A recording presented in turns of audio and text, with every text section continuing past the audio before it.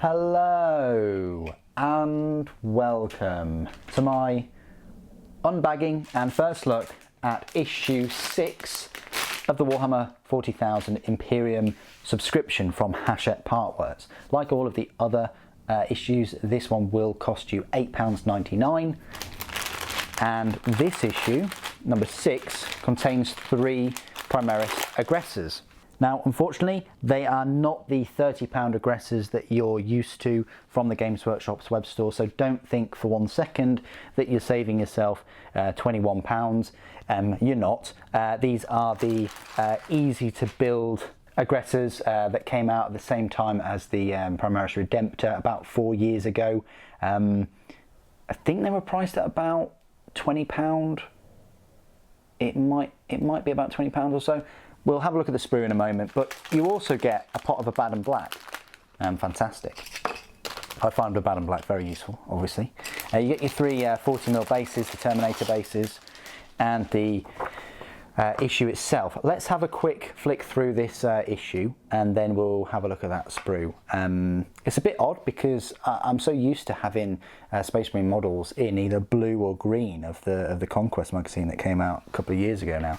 But straight away it says Primaris Aggressors, fire spewing titans. They've got their Flamestorm gauntlets.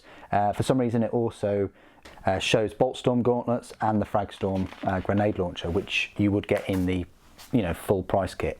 You've got the battle record, you've got Necron Nobles, Nobles at War. How to build them: they are easy to build, push to fit, no glue required. I'd still snip them a little bit, and I'd still use glue, of course. But yeah, they are easy to build. They won't take you very long at all. Hardest bit is just getting rid of the mold lines as usual. Unfortunately, they only come in those quite odd poses. Don't expect to find any excellent poses that the heavy intercessors come in. These were the first sort of iteration of them, along with that Primaris Captain in Gravis armour, and I always thought that these looked a bit cumbersome, looked like they were going to fall over. They weren't in the fantastic poses that we're now seeing in the heavy intercessors, unfortunately. So here they are, and it's explaining how to paint them in the whole blue and the lead belcher, and then adding a bit of black now to the models.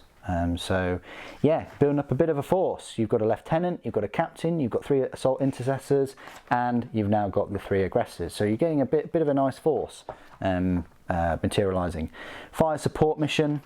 It pits the aggressors against the Royal Warden and your Skorpek destroyers, and goes through some example turns. And there you go, and then a little bit of an advert as usual. And then a look at the next 2 issues, issue 7 and 8. 7, it's a letdown because it doesn't have any miniatures, but it does have 3 paints instead of the 2, which they used to do in Conquest. I hope that is a reoccurring thing, that if they're going to just include paints, that there's a 3 minimum. Still, you're losing money by just getting the 3 paints there. Issue 8 does have a miniature, a Necron's Overlord, which I believe I do have. I think it was available in like a start collecting set or something. But either way, he is on sale on Games Workshop web store for £17.50. So if anything, that issue you're saving yourself almost £9. So let's have a look at these this sprue then, because we've all seen what a pot of paint looks like before. So this is the Aggressor sprue, and it's got a decent number of parts. As I say, I think when this came out it was about £20 or so. The full kit is £30, but with the full kit you're getting the Boltstorm gauntlets and the frag grenade launchers, and I think you might even be getting different heads, like helmetless heads.